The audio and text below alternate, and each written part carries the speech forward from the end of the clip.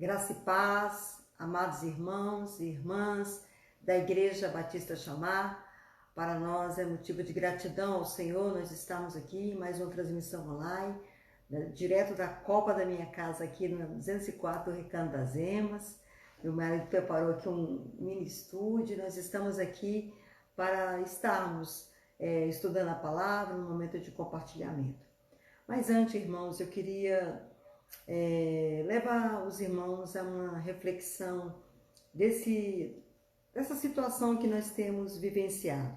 Eu quero pegar o Salmo 91 para nós fazermos a leitura, depois nós estaremos falando alguma coisa. Salmos 91, eu vou ler na Nova Tradução, na linguagem de hoje. Esse salmo foi escrito por Moisés. E é um salmo muito bonito e nós iremos lê-lo agora.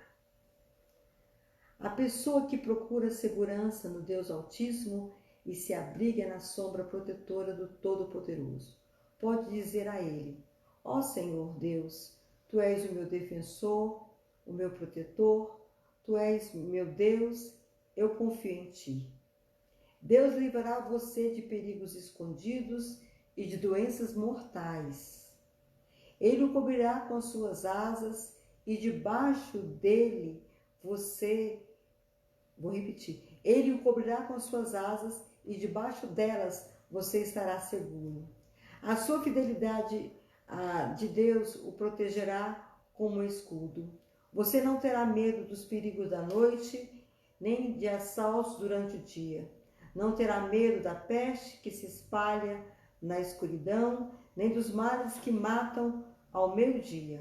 Ainda que 1000 pessoas sejam mortas ao seu lado e 10.000 ao seu redor, você não sofrerá nada. Você olhará e verá como os maus são castigados. Você fez do Senhor o seu protetor e do Altíssimo o seu defensor. Por isso, nenhum mal, desastre lhe acontecerá, e a violência não chegará perto da sua casa. Deus mandará que os anjos dele cuidem de você para protegê-lo onde quer que você for. Eles vão segui-lo com suas mãos, para que nem mesmo seus pés sejam feridos nas pedras. Com os seus pés você esmagará leões e cobras, leões ferozes e serpentes venenosas. Deus diz: eu salvarei aqueles que me amam e protegerei os que reconhecem que sou Deus, o Senhor. Quando eles me chamarem, eu responderei. Estarei com eles nas horas de aflição. Eu os livrarei e farei com que sejam respeitados. Com recompensa, eu lhes darei vida longa e lhe mostrarei que eu sou o seu Salvador. Eu acho que esse salmo ele tem umas coisas relevantes para o momento que nós estamos vivendo. Os irmãos devem estar acompanhando as notícias que o coronavírus tem atingido a muitos no Brasil, a milhares. Tem feito quase 1.000, se não me engano, 1.700 vítimas. E a gente fica lamentando esses fatos, lamentando a perda de vidas, lamentando de ver famílias perdendo os seus entes. Lamentamos também a morte dos profissionais que estão na linha de frente, dos médicos, dos enfermeiros, dos fisioterapeutas, dos profissionais que estão ali na linha de frente, trabalhando para cuidar das vidas que foram afetadas por esse vírus terrível, letal. E nós, irmãos, por mais que a rede pública está fazendo os hospitais de campanha, aumentando o contingente para atendimento de UTI, por mais a série de tentativas que o homem faz, a gente fica pensando, porque os estudiosos da área de endemia, eles mostram gráficos que nos deixam assustados, nos deixam inquietos, porque pelas projeções serão milhares e milhares de vidas levadas. E aí independe de condição social, independe de faixa etária, ainda que eles disseram a faixa etária de pessoas maiores de 60 anos, de pessoas que têm diabetes, de pessoas que têm pressão alta, doenças respiratórias, que entram no grupo de risco. E eu fico pensando dessa situação tão difícil. Nós entramos o ano orando na presença do Senhor. As igrejas evangélicas têm essa tradição de ir no último dia do ano, fazer um culto de louvor, e nós entramos no ano novo, né, cheio de expectativas, com o nosso coração cheio de ideias, de projetos. A Bíblia diz lá em Provérbios que o homem faz planos, mas a resposta do Senhor vem.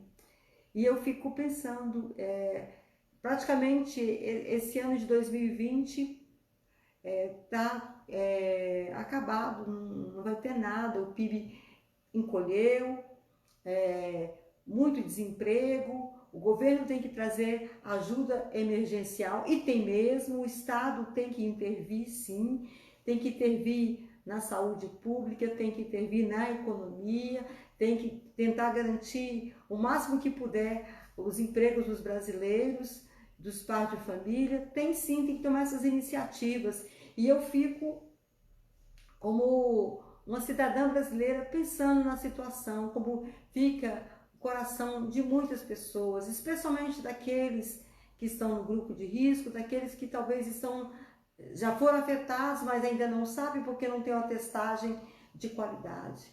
Então, irmãos, nós estamos vivendo um tempo de muitas incertezas, um tempo de muita dor. Nós vivemos um momento de total insegurança.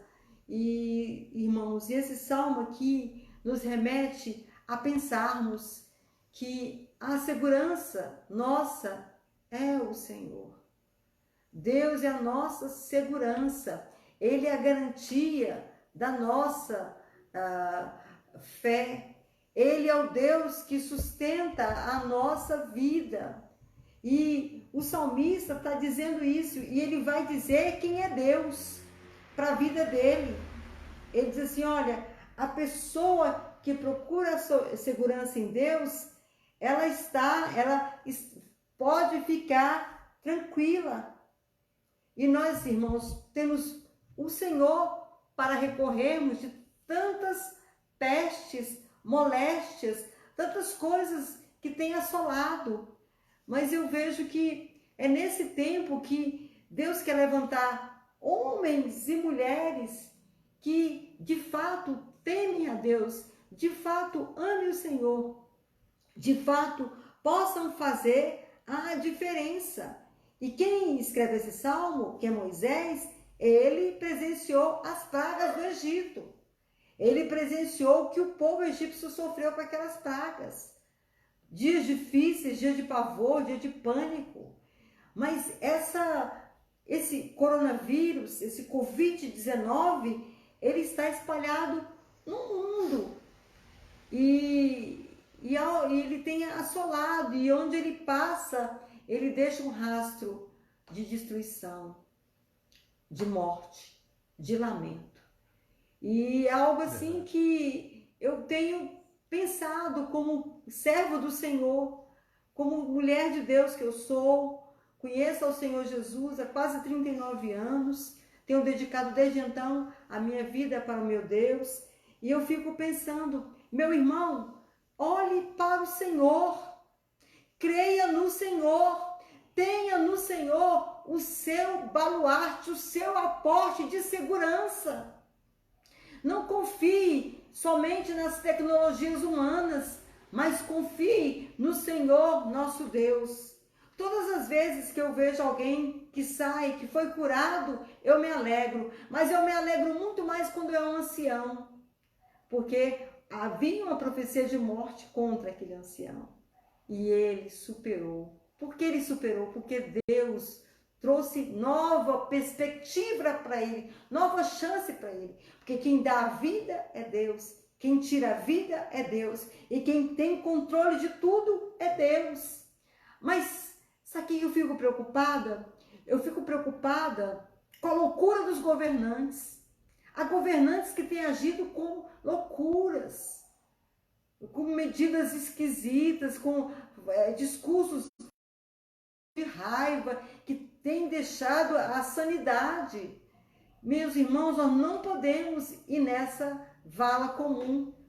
Nós temos que pensar de outra forma e olharmos para as possibilidades. A Bíblia diz que o sábio, quando ele ouve um conselho, ele acolhe no coração.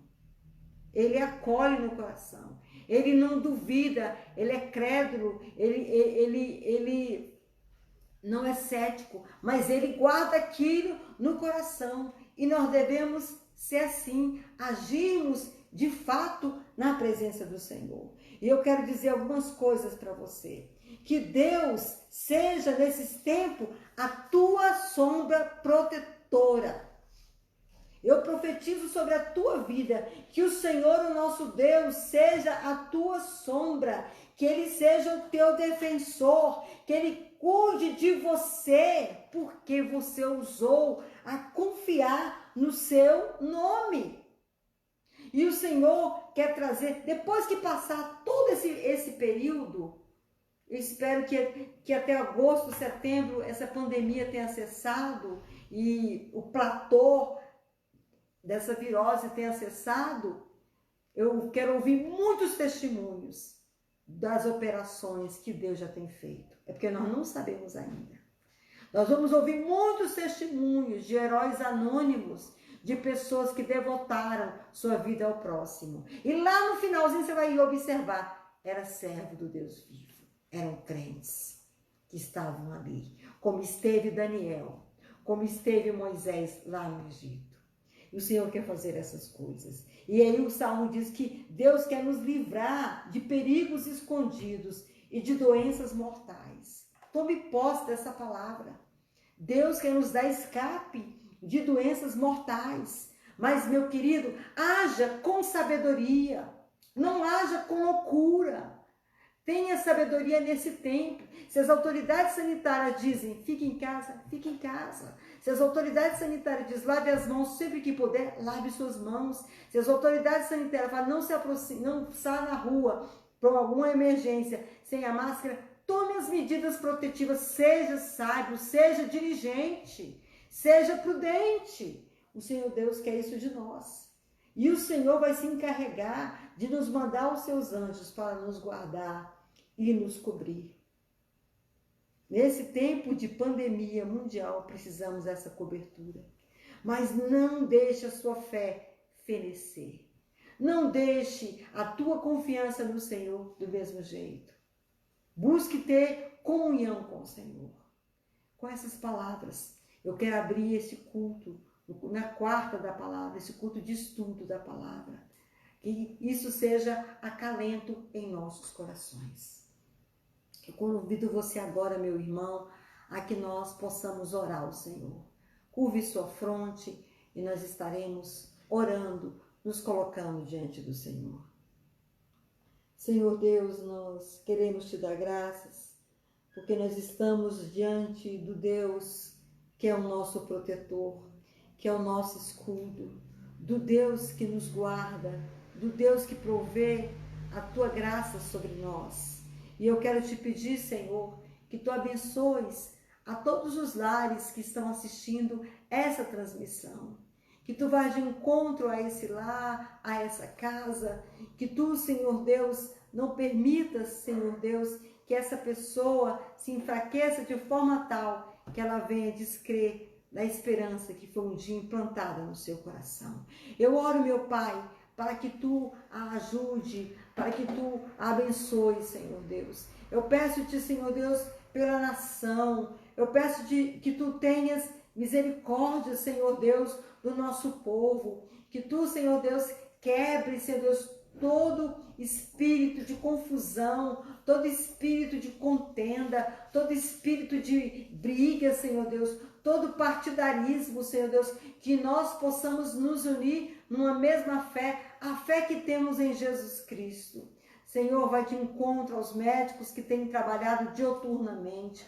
Vai de encontro, Senhor Deus, aos cientistas que têm trabalhado, Senhor Deus. Vai de encontro aos pacientes que estão infectados, um no estado mais grave, outro no estado, Senhor Deus, moderado inicial. Eu peço, Senhor Deus, que tuas mãos se estendam a favor dessas pessoas e que tu tenhas misericórdia, Senhor Deus. Nós, como igreja do Senhor, suplicamos para que tu tenhas misericórdia, para que tu, Senhor Deus, aplaque, Senhor Deus, essa peste, esse mal, Senhor Deus, que está sobre o Brasil, que está sobre o mundo, Senhor Deus. Nós nos humilhamos, Senhor Deus, pedindo-te perdão, Senhor Deus. Tem misericórdia, Senhor Deus. E ao passar todas essas coisas, que nós possamos ter de fato um novo encontro contigo, um encontro que mude a nossa história. Mas nós queremos te pedir, Senhor, que tu guarde as nossas vidas, que tu nos proteja, que tu nos livre do mal, que o Senhor Deus esteja cuidando de nós, por amor do teu próprio nome, Senhor Deus.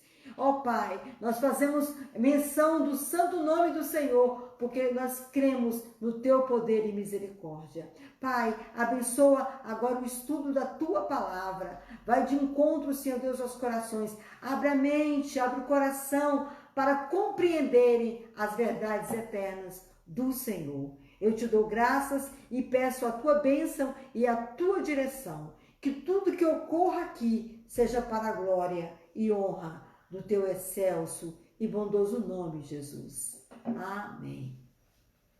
Na semana passada, nós introduzimos um estudo chamado Jesus, o maior personagem da história. De fato, Jesus, ele, na minha opinião, na minha modesta opinião, de fato, Jesus, ele é o maior personagem da história humana.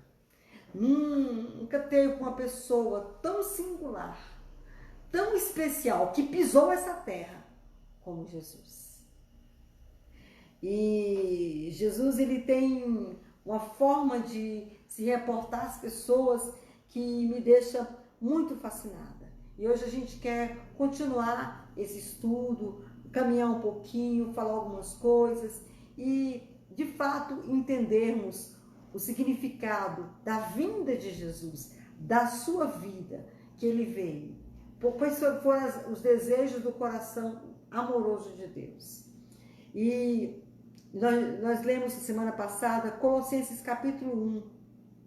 E nós fizemos uma caminhada lá em Colossenses 1. Hoje a gente ainda vai pegar João, pega lá, Evangelho de João, capítulo 1. Evangelho que escreveu o discípulo amado João. Capítulo 1. Versículo 1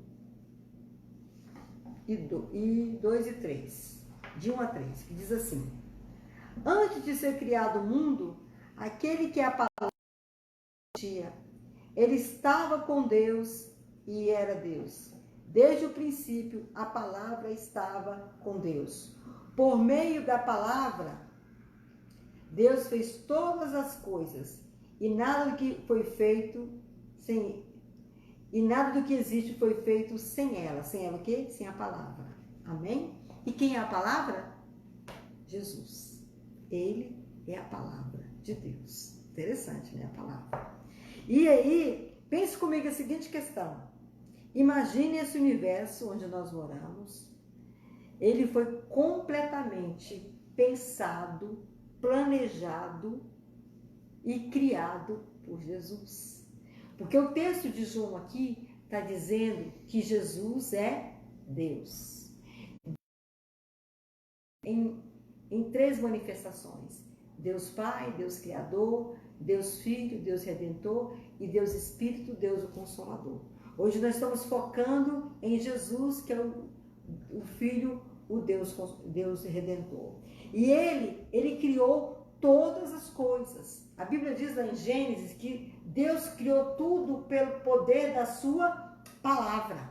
Então, aqui João está dizendo que ele foi criado, aquele que é a palavra já existia. Jesus é a palavra. Então, ele é o Criador. Foi tudo criado através da palavra. Então, ele é o Criador de todas as coisas. Você serve a Jesus e Jesus é o teu Salvador. E ele é o teu Deus. Jesus, ele foi constituído. Vá lá para Salmo. Volte aqui para o Antigo Testamento. Salmo 110, versículo 4, diz assim: o Senhor Deus fez este juramento e não voltará atrás. Você será sacerdote para sempre, na ordem do sacerdócio de Melquisedeque. Quem é Melquisedeque? Foi aquele que apareceu para Abraão, quando Abraão entregou-lhe o dízimo de tudo, e Melquisedeque deu para ele pão e vinho, simbolizando quem? A redenção do homem. Melquisedeque, ele apareceu.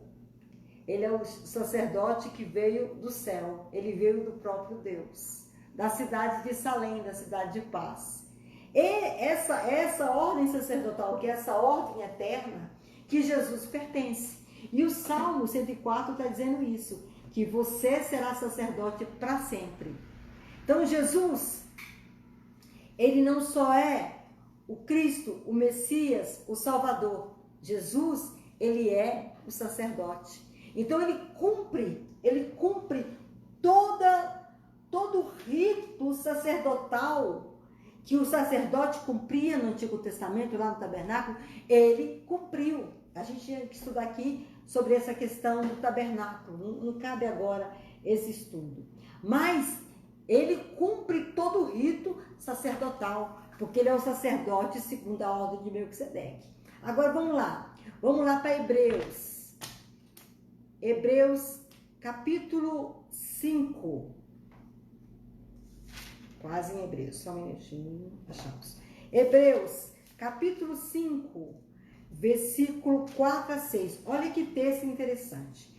Hebreus 5, de 4 a 6. Diz assim: ninguém escolhe para si mesmo a honra de ser grande sacerdote. É somente pela vontade de Deus que o homem é chamado para ser grande sacerdote, como aconteceu com Arão. Assim também Cristo não tomou para a honra de ser grande sacerdote. Foi Deus que lhe deu essa honra, pois lhe disse: você é meu filho e hoje eu me tornei o seu pai. Em outro lugar das Escrituras, ele também diz: você será sacerdote para sempre. É o Salmo que acabamos de ler. Você será sacerdote para sempre, na ordem de quem? Melquisedeque. Olha que interessante. Jesus, então, ele é de linhagem sacerdotal. Engraçado, João Batista, que era primo de Jesus, João que pregava no deserto e batizava no Rio Jordão, ele era de família sacerdotal. O pai dele era Zacarias e era de linhagem sacerdotal. Mas Jesus não é de linhagem sacerdotal, estou falando de linhagem humana. Mas por linhagem celestial, linhagem vinda de Deus espiritual, Jesus é. Ele foi gerado por Deus segundo a ordem de Melquisedeque. Não está nas minhas anotações, mas eu queria que você fosse comigo lá em Marcos. 1 de Marcos, capítulo 1 de Marcos. Olha que texto interessante que Marcos diz. Quando Jesus ele foi batizado por João no deserto, foi levado pelo Espírito Santo depois do batismo ao deserto para ser tentado pelo diabo. E aqui no capítulo 1 de Marcos, nós temos aqui algo interessante acontecendo. Marcos capítulo 1, versículo 10, observe. No momento em que estava saindo das águas, Jesus ele foi batizado por João. Eu vou ler tudo, a partir do 9 para ficar completa a ideia. Nessa ocasião, veio Jesus de Nazaré, uma pequena cidade da região da Galileia, e foi batizado por João Batista no Rio Jordão. No momento em que estava saindo da água, Jesus viu o céu se abrir e o Espírito de Deus descer como uma pomba sobre ele. E do céu, 11, e do céu veio uma voz que disse: tu és o meu filho querido, que me dás muita alegria. Parece com a citação do Salmo 110:4, parece com a citação de Hebreus 5, não parece com a citação? E aqui nós temos algo maravilhoso, algo assim tremendo. Primeiro, quando Jesus ele sobe das águas, depois do batismo, ele está saindo das águas, aparece uma voz. Que voz é essa? Primeira coisa, o céu se abre, aí vem uma voz, e a voz era do Espírito de Deus, e o Espírito de Deus desceu, ele veio em forma corpórea de uma pomba. Então, nós temos aqui Jesus, que é o Deus Filho Redentor presente. Nós temos agora, e o Espírito de Deus desce sobre Jesus como uma pomba, e o Espírito de Deus desce, e aí no versículo 11 fala assim, e aparece uma voz, e essa voz que vem do céu, quem é? É a voz de Deus Pai. Olha que interessante. A presença da Trindade na hora que Jesus está batizando, citando de forma que a gente pode tirar essa citação: tu és meu filho amado, segundo a ordem de Melquisedeque. Tu és meu filho amado, em quem tenho alegria. Hoje eu te gerei para que você fosse sacerdote. Por isso que Jesus, ele vai exercer o ministério sacerdotal. Ele vai se dedicar às pessoas. Ele vai ensinar a boa palavra, a palavra sem mistura, a palavra sem disfarce, a vida das pessoas. É muito importante que nós entendemos isso. Então, Jesus, ele foi sacerdote, segundo a que ordem? A ordem de Melquisedeque, a ordem do Senhor, a ordem que veio de Deus, do céu. Você serve a um Deus que é completamente obediente àquilo que foi estabelecido. Agora volte em Hebreus, capítulo 5. Jesus era totalmente dedicado a Deus. Olha só, Hebreus capítulo 5, a partir do versículo 7 ao versículo 10. Vamos ler aqui para vocês entenderem. Durante a sua vida aqui na terra, Cristo em alta voz e com lágrimas fez orações e súplicas a Deus que podia salvar da morte. Olha só, o que o sacerdote faz? Ele ora, ele jejua, ele faz sacrifícios e ele faz o que mais? Ele ensina o povo. Olha, esse texto está dizendo isso aqui, que no período que Jesus estava, ele chorou pelo povo e ele intercedeu pelo povo. Na verdade, ele chegou até a interceder por nós. Ele fez orações e súplicas. Amém? E esse texto aqui, se você pegar Jesus lá no Getsemane, está contemplado. No Getsemane, ele orou para salvar a sua vida, mas o texto continua. E as suas orações foram atendidas porque ele era dedicado a Deus. As súplicas, as orações que Jesus fazia foram atendidas por Deus. A Bíblia conta em várias ocasiões nos evangelhos do Senhor Jesus se dirigindo a lugares solitários com o propósito de orar, aqui ó, com o propósito de interceder, com o propósito de jejuar. A Bíblia conta isso, que por diversas vezes ele se separava para esse ofício. Por quê? Era o ofício do sacerdócio e ele exerceu plenamente o exercício sacerdotal. Ele exerceu, ele cumpriu cabalmente. E o texto diz que as suas orações foram atendidas porque Jesus era completamente dedicado a Deus. Jesus estava completamente focado em Deus. E isso é algo de nós estarmos aqui pensando de alguém. E o sacerdote, o que ele fazia? Ele se dedicava a Deus. Não é? Uma pessoa completamente consagrada, a palavra que se usa muito. Ele era separado, ele era ungido para que ofício? O ofício do serviço, do santo serviço, do serviço sagrado. E Jesus fez isso. Mas ele não foi lá no Sinédrio em Jerusalém, perante os sacerdotes lá, pedir a consagração. Não, Deus o fez. E onde aconteceu essa consagração? Lá no batismo do Jordão.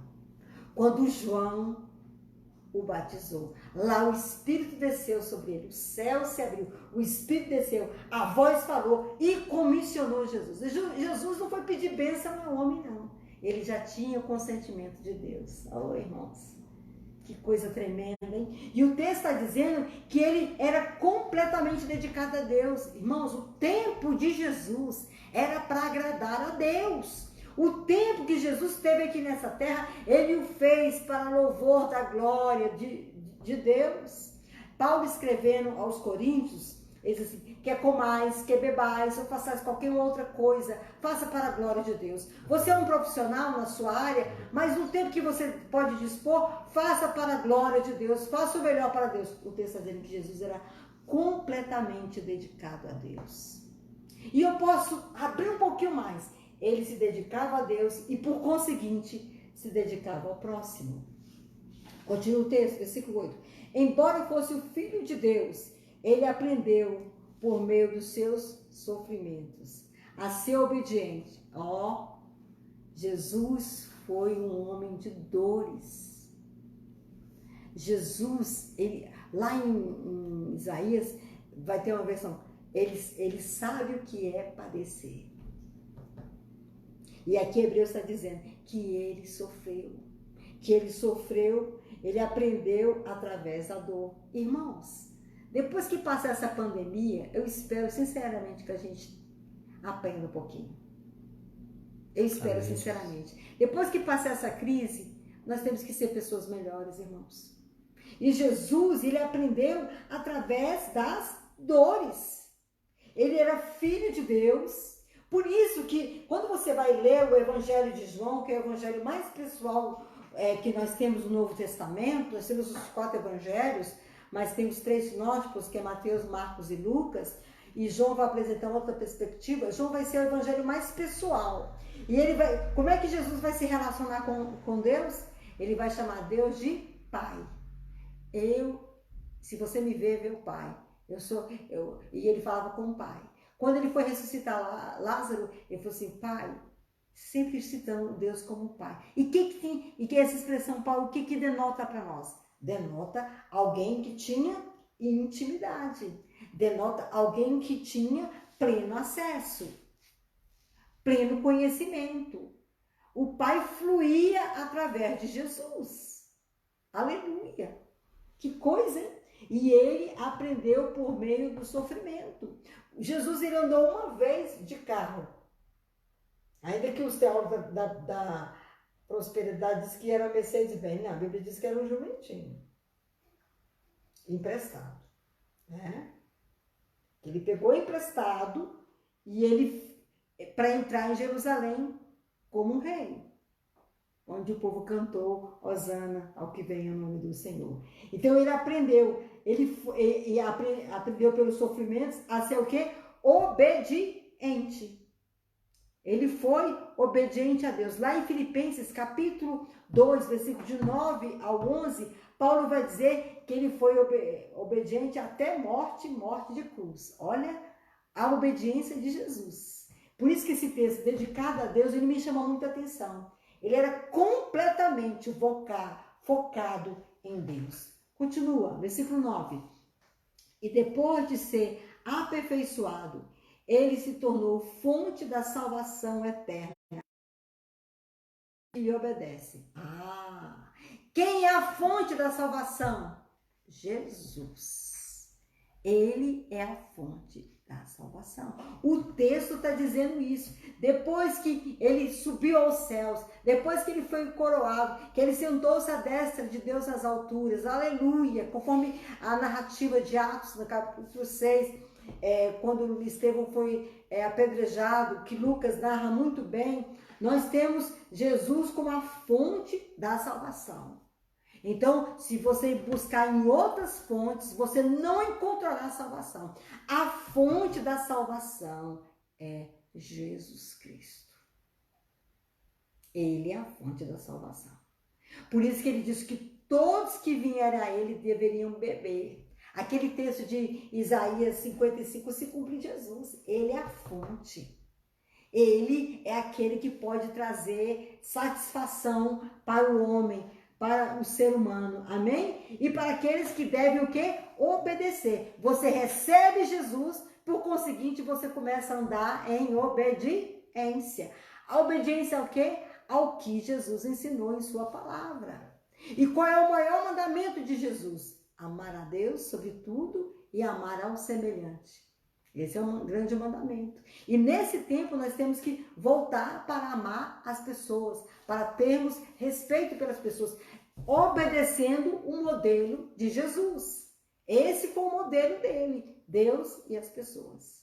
Sempre dessa forma. Essa é a ordem, Deus e as pessoas. Se você é dedicado a Deus, você será dedicado às pessoas. Guarda isso. Se você disser que ama a Deus, mas você não tem esse mesmo respeito, de fato você ainda não entendeu o que é o amor. E Deus o nomeou como grande sumo sacerdote. Naquela época, o sumo sacerdote era Anás, Caifás, né? Os sacerdotes, os responsáveis pela morte do Senhor na cruz. Mas o texto de Hebreus está dizendo que Deus colocou Jesus. Houve uma declaração de autoridade de Deus sobre Jesus e o nomeou, decretou na eternidade que Jesus é o grande sacerdote. Por que ordem? A ordem de Melquisedeque. Lembra de lá em Salmo 110, versículo 4? Esse texto aqui. E Deus o nomeou grande sacerdote na ordem do sacerdote de Melquisedeque. Sacerdócio de Melquisedeque, o mesmo que apareceu para Abraão. Porque o sacerdócio do Senhor vem do céu, vem da eternidade. E isso deve ser motivo. Jesus, ele era humilde, homem de oração, ele era ensinável. E ele aprendeu através das labutas da sua vida. Ele aprendeu por meio do sofrimento. Jesus, ele foi muito injustiçado. Ele mesmo assim, vocês não sabem quem vocês são, de espírito vocês são. Vocês dizem que eu sou Bezebu. Vocês, se eu sou Bezebu, então o reino das trevas está dividido. Ele era incompreendido. Ele foi incompreendido pelos seus conterrâneos lá em Nazaré. A ponto de eles quererem matá-lo. Queriam matar Jesus. Jesus apanhou. Queriam jogar Jesus no abismo. Deus que deu o escape. Deus não permitiu aquilo. Que não era aquele momento ainda. E ele não fez outras coisas em Nazaré em função disso. Mas ele foi obediente. Ele perseverou. Ele persistiu. Ele foi até o fim. Agora ele é a fonte da salvação. Querido, quem tem sede tem que tomar nas águas. Se você está com sede, você tomar Coca-Cola, não resolve. Se você tomar um outro refrigerante, não resolve. Se você tomar chá, não resolve. Resolve se você tomar água. Assim também é. Se você precisa de perdão, se você precisa de misericórdia, se você precisa de amor, se você precisa de graça, você tem que ir a Jesus. Ele disse, eu sou o caminho, a verdade e a vida. E ninguém vem ao Pai que não seja por mim. Entenda, só haverá total redenção, perdão dos pecados por Jesus. Só em Jesus ele foi nomeado. Olha aqui, nós temos Deus como governante, mas ele foi empossado como um grande sacerdote Deus. O Pai, o grande sacerdote nessa ordem eterna. Então, observe agora comigo, volta lá para João, Evangelho de João. Evangelho de João, capítulo 8. Eu gosto muito desse texto. Esse texto aqui não sai do meu coração. Um texto assim que eu sou fascinada. Primeiro a gente, só colocando para os irmãos, temos aqui Jesus, ele sendo desafiado e na onda dos legalistas da época, que era matar aquela mulher adúltera. E Jesus diz a célere frase, quem não tiver pecado, seja que atire a primeira pedra. Interessante, hein? Sabedoria de Jesus. Jesus não entrou na onda de ninguém. Ele, pelo contrário, falou assim, vocês têm pecado. Então, qual for de vocês isento de pecado pode. Aí ele começa a fazer discurso que ele era a luz do mundo. ele faz esse discurso, é um discurso brilhante. Por fim, ele vai falar, se pôs o filho para os verdadeiramente livres, dos escravos e dos livres, porque os judeus se consideravam livres. E Jesus vai dizer, epa, nada disso. Liberdade verdadeira só tem no Filho, só tem na minha pessoa. E por último, Jesus vai citar nesse discurso, lendo depois, são 59 versículos, capítulo 8 de João, ele vai falar, ele vai sacar de um entendimento sobre Abraão, conversando com aqueles judeus. E aí, o versículo 53 a 57 vai nos dizer algumas coisas, que eu queria ler toda a sentença para que nós compreendêssemos. Observe. Será que você é mais importante do que Abraão, o nosso pai, que morreu, e os profetas também morreram? Quem você pensa que você é? Olha, Jesus está dialogando com esse pessoal. Versículo 48, observe. Eles disseram a Jesus, por acaso não temos razão quando dizemos que você é samaritano e está dominado por um demônio? Olha que coisa, hein?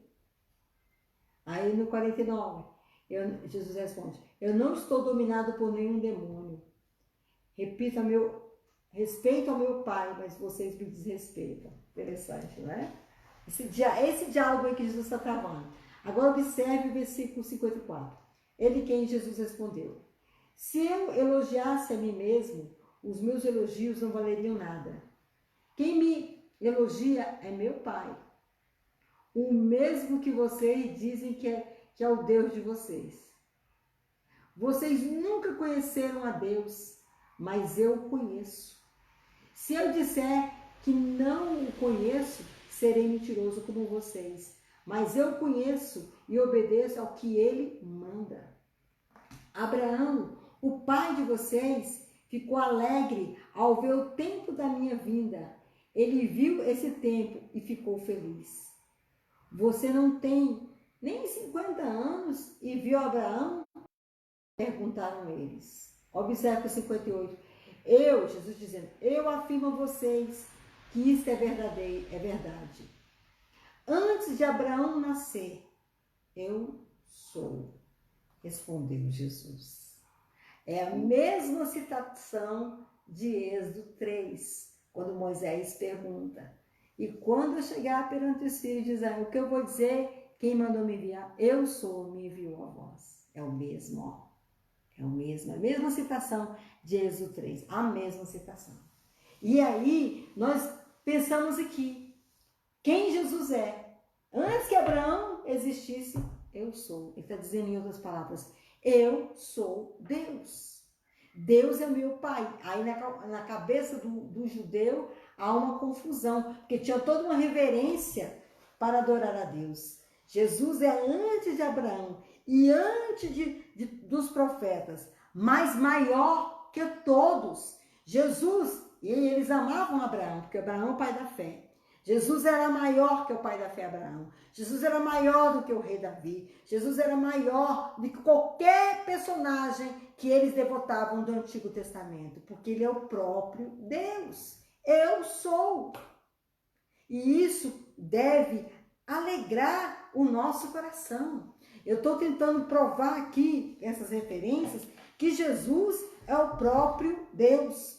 Lá em Colossenses 1:16, semana passada a gente leu, não há necessidade de nós lermos agora, tudo que foi criado foi por intermédio de quem? De Jesus. Casa com João, capítulo 1, versículo de 1 ao 3. E isso é muito relevante. Jesus existia antes de tudo. Deus, o Pai, reconciliou o universo, o mundo, e você através de quem? Do seu Filho.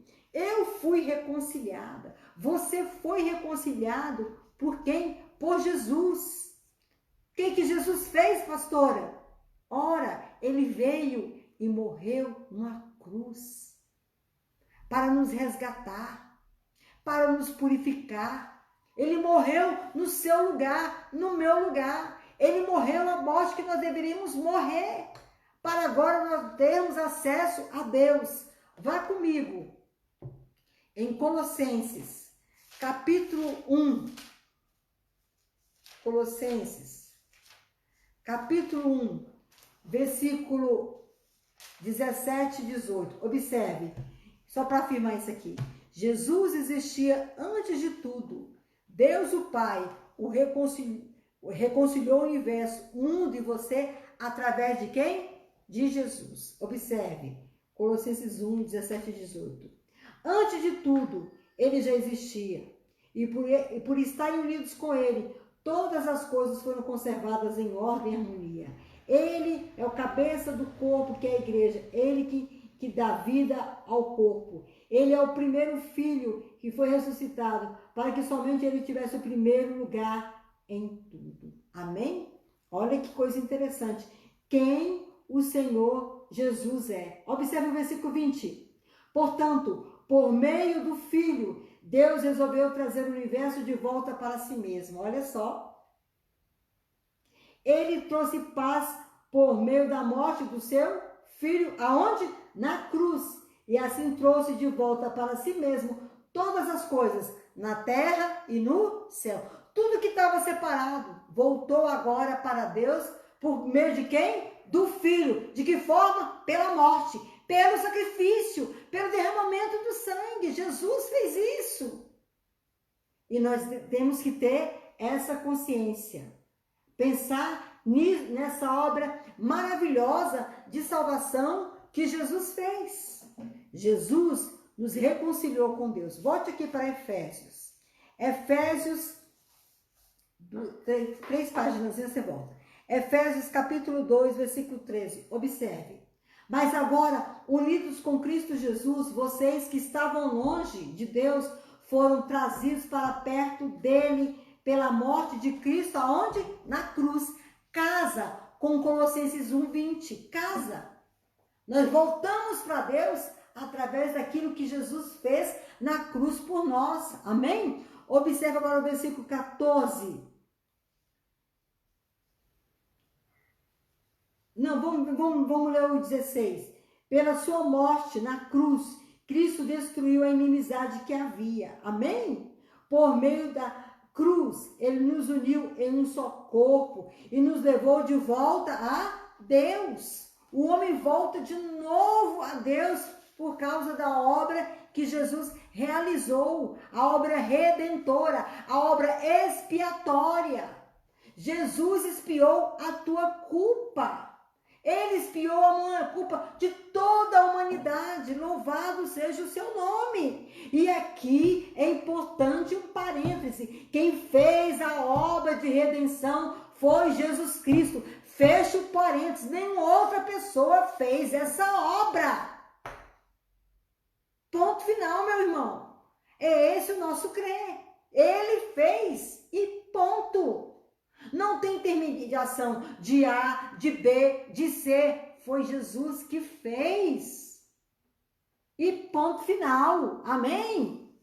Nós temos que ter esse entendimento. Mas Jesus nos aproximou novamente. Ele nos trouxe a paz pelo sacrifício. Ele derrubou o muro da inimizade. Amém? Ele cumpriu todo o cerimonial e a dívida que tínhamos dos regulamentos, das coisas que os homens se afastaram de Deus. Ele os expiou na cruz e nos trouxe de volta para Deus. Como que você volta para Deus? Através de crer, através de confiar na sua vida dedicada agora a Jesus, dedicada a Ele, amando o Senhor e amando o seu próximo. Isso é muito importante. Então, isso é algo de nós estarmos pensando. Agora volte, eu estou terminando. No Evangelho de João, capítulo 17. Evangelho de João, 17, 22 e 24. Observe. A natureza divina que me deste, eu reparti com eles, a fim de que eles possam ser um, assim como tu e eu somos um. Eu estou unido com eles e tu estás unido comigo, para que eles sejam completamente unidos, a fim de que o mundo saiba que tu me enviaste e me amas os meus seguidores, como também me amas. 24. Pai, quero que onde eu estiver, aqueles que me deste estejam comigo, a fim de que vejam a minha natureza divina que tu me deste, pois me amaste antes da criação do mundo. Amém? Olha o que Jesus disse, para que vejam a minha natureza divina. Jesus está dizendo aqui que ele tem natureza divina.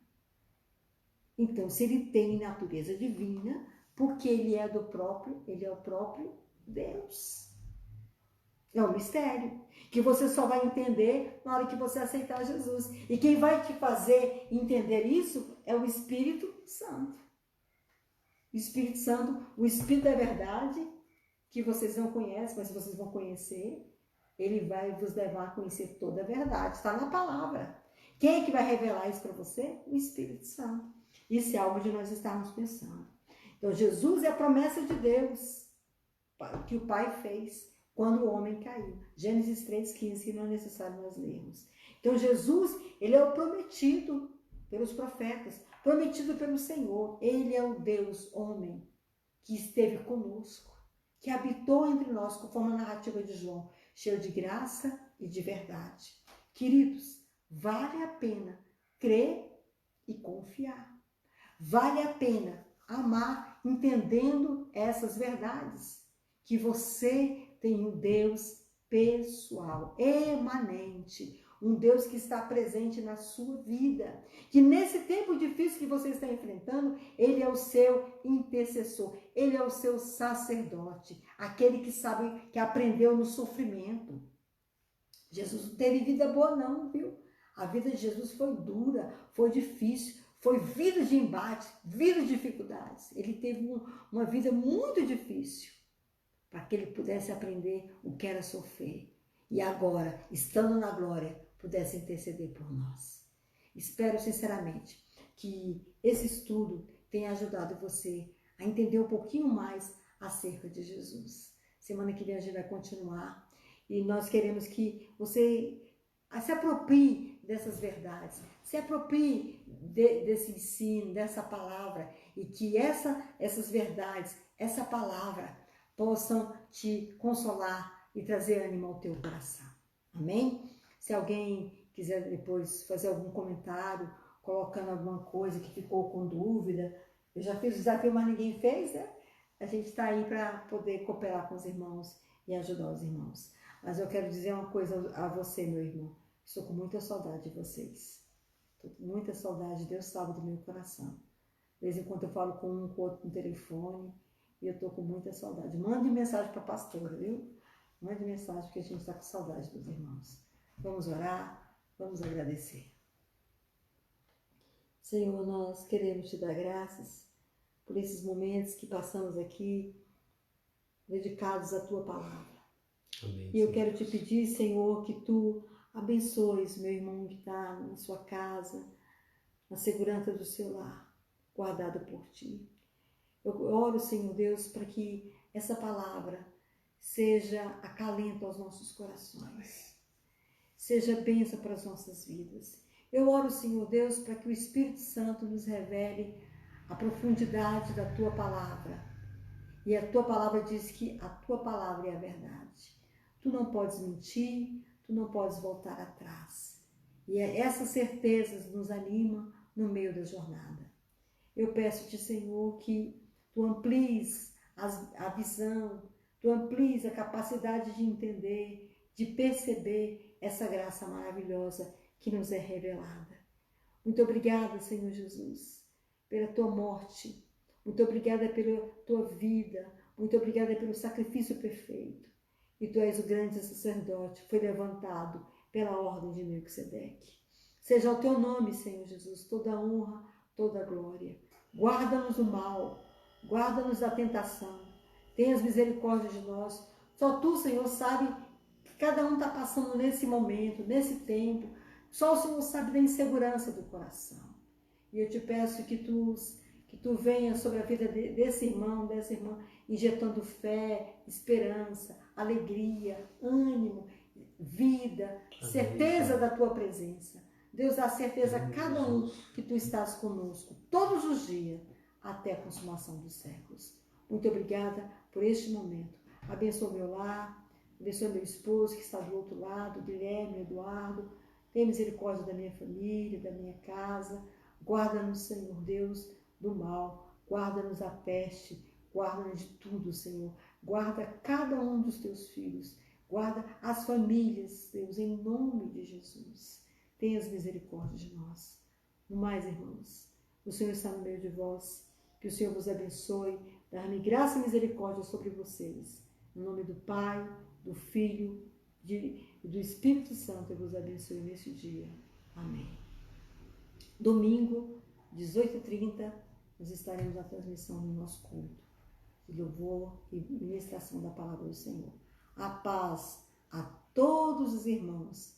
Grande abraço aos irmãos, no nome de Jesus.